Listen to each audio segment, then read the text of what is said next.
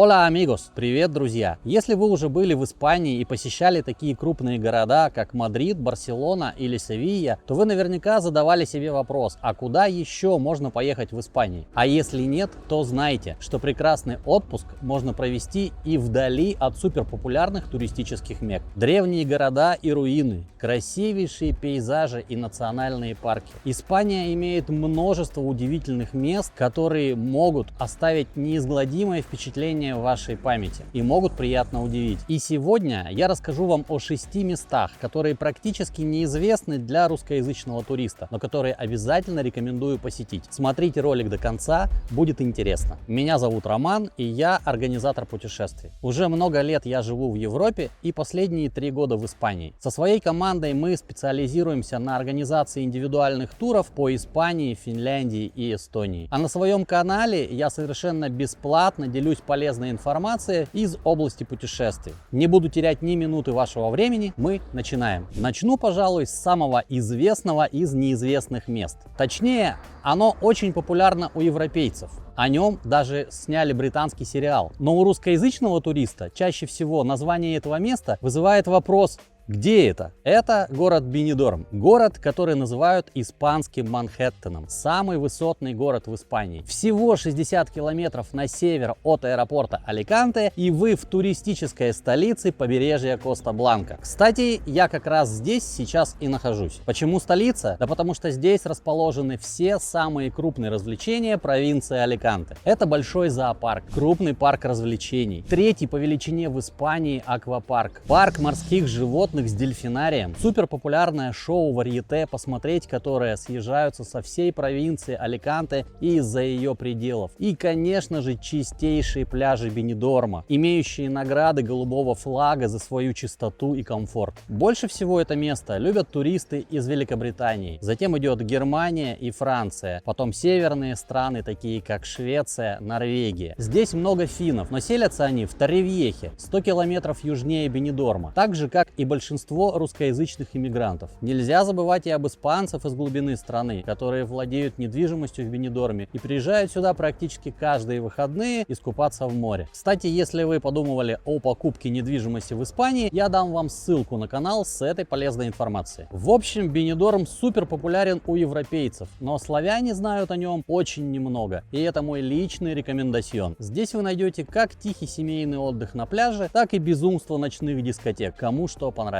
Теперь о более неизвестном. Если вы проводите свой отпуск на побережье Коста-Бланка, что я вам опять же очень рекомендую, из-за того, что здесь комфортно как зимой, так и летом по причине собственного микроклимата, то советую вам обратить внимание на маленький городочек в 100 километрах от Бенидорма, который находится в провинции Валенсия. Это Бокайрент. Сами вы туда точно не поедете. Но если я вам расскажу, что в этом городке находится самая древняя арена для боя быков в провинции Валенсия, древние пещеры, о предназначении которых до сих пор спорят ученые и в которые можно залезть. Здесь находится древнее хранилище, как вы думаете, для чего? Для льда и снега, которые потом продавали по всей провинции. Древние фонтаны, римские бани, древний акведук и множество других крутых древностей. А еще удивительная атмосфера, природа и архитектура. Мы с детьми лазали по пещерам и получили огромное удовольствие. В магазинчиках Бокайрента обилие продуктов местного производства, таких как ликеры, вина, оливковое масло, соки из местных фруктов, орехи и многое другое. Здесь прохладнее, чем на побережье, и очень влажно, а зимой даже бывают минусовые температуры. В общем, это безусловный рекомендацион. В 40 километрах от Бокайрента в сторону Валенсии расположился еще один маленький и уютный городок, о котором из приезжих также мало кто знает. Это Хатива. Здесь родились 2 папы римских из рода Борджиа, а в 12 веке здесь впервые в Европе начали делать бумагу. Здесь жили иберы, римляне, мавры, а также французы и австрийцы. И все они оставили свои следы в облике и культуре города. В городе есть старинный собор и остатки оборонительных сооружений. Но я рекомендую вам этот город из-за наличия в нем 2 крепостей, одна из которых построена еще маврами. Добраться туда можно пешком из центра города, что живописнее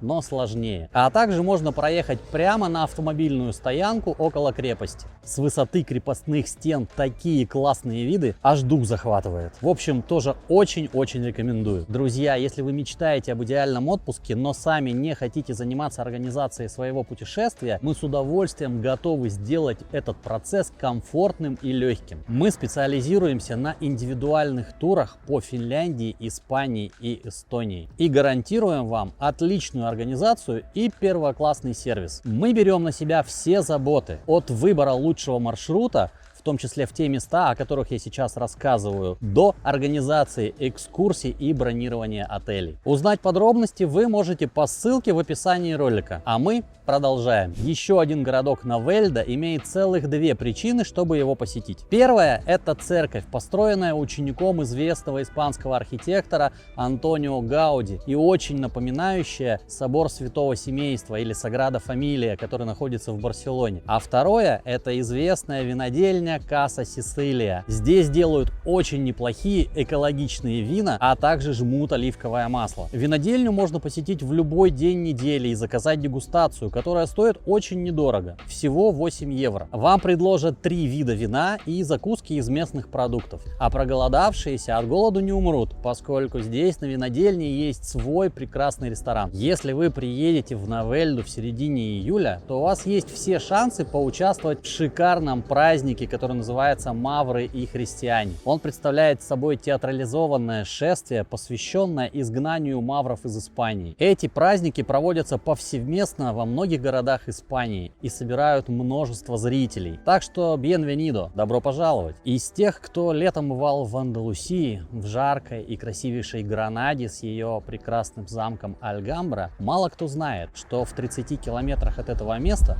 находится самый южный горнолыжный курорт Европы – Сьерра-Невада. И когда зимой в январе гранадцы греются на террасах в кафе под 10-градусным солнышком, в Сьерра-Неваде тоже солнышко, но лежит снег и минус 5 градусов по Цельсию. Самая классная погода для катания. Здесь очень классный и развитый горнолыжный курорт с хорошими подъемниками, трассами, развитой инфраструктурой и отелями вокруг склонов. Однако я рекомендую бронировать размещение в Гранаде и ездить кататься в горы, ведь это всего 45 минут езды на автомобиле. Так вы сможете сэкономить до 60% на проживании, так как жилье около склонов неприлично дорогое, а особенно в сезон. А разнообразие ресторанов, конечно же, только в Гранаде. Кстати, от Гранады всего час езды до Средиземного моря и побережья Коста-дель-Соль, где зимой практически всегда плюс 20. Ну как, заинтересовались? Новый год на самом южном горнолыжном курорте Европы – это круто. Рекомендую. Чаще всего летом люди стремятся к теплому морю. И если едут в Испанию, то чаще всего выбирают Средиземноморское побережье. А я давно мечтал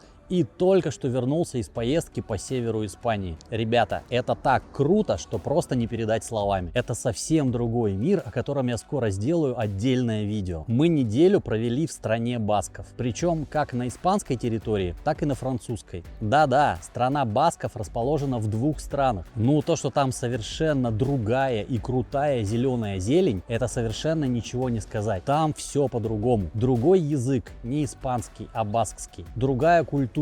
Другая архитектура, другая природа и вообще все другое. Там можно столько всего посмотреть, не хватит и месяца. Я очень рекомендую увидеть причудливые слоистые скалы флиши. Специалисты говорят, что по этим слоям можно читать историю Земли и даже увидеть слой, относящийся к периоду, когда на нашу Землю упал метеорит. Мы, к сожалению, за недостатком времени не попали на время отлива и не увидели слоистое дно, но с избытком налюбовались на океан, холмы и долины в районе городка Сумайя, который совсем недалеко от города Сан-Себастьян, еще одной неофициальной столицы страны басков. Здесь вдоль побережья множество пешеходных и велосипедных маршрутов, смотровых площадок с просто бомбическими видами, замки, маяки и, конечно, океан. В стране басков относительно тепло зимой и нет изнуряющей жары летом. Надеюсь, вы открыли для себя что-то новое. И если это так, напишите в комментариях, что до этого момента вам было неизвестно. Ну и, конечно же, ставьте лайк и подписывайтесь. А я еще раз хочу вам напомнить, что безопасные путешествия еще безопаснее с компанией Incoming Spain, которая с удовольствием поможет организовать ваше путешествие, основываясь на ваших пожеланиях. Спасибо, что досмотрели до конца, и до встречи. Всех обнял, пока, адьос, амигос.